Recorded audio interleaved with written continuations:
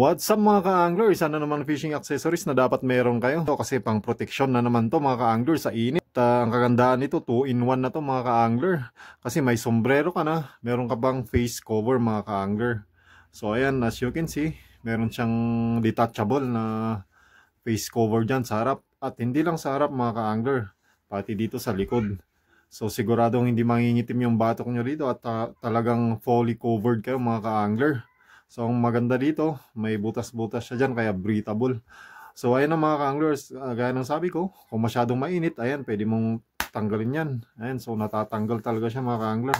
At kung gusto mo man wala sa likod, ayan, tanggalin mo rin to. Ayan.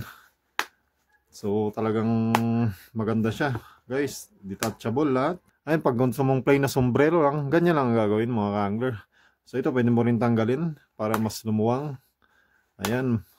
So yun ang kagandahan sa sombrero na to mga ka-angler kasi multi-function siya. At syempre meron din siyang adjust dito sa likod. So pwede mong higpitan lang kung mahangin para hindi lumipad. At meron din siya dito, secure na secure. So i-anchor mo lang to sa ilalim ng baba mo. So yun, napakaganda ng kanyang mga tahi. Talagang premium quality. So wala akong masabi dito. At syempre maganda ipares yan dito sa kanilang shades. So ito pala yung mga product ng Solo Ever mga ka-angler. So ilalagay ko lang dyan sa comment section yung kanilang link.